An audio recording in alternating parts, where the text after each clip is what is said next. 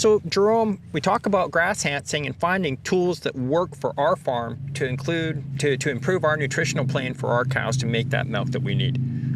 Every year we talk about Festulolium. Every year you encourage us on our farm to plant this. Why? What I like about Festulolium, I mean, here's an example of Festulolium, cross between meadow fescue and Italian ryegrass.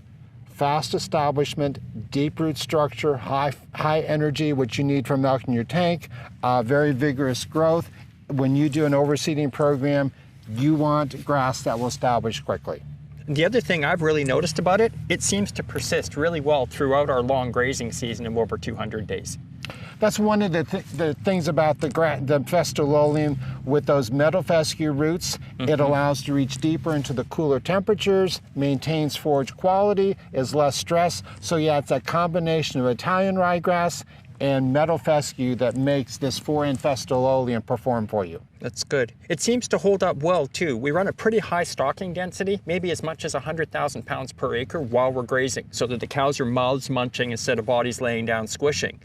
But it's, you know, it bounces back for the next grazing. It's always there in the rotation. It's really good that way.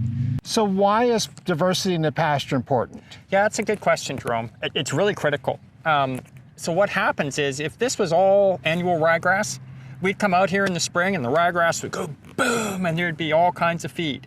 And we'd see a good spike in our milk production for a month. And then after that, things would start to slow down. And about another 2 months later, we'd be like, where's the feed? Oh, we're getting into trouble. Okay. We're an organic grazing dairy. We've got to have grass and forage available to these animals that can create milk throughout a 200-day grazing season.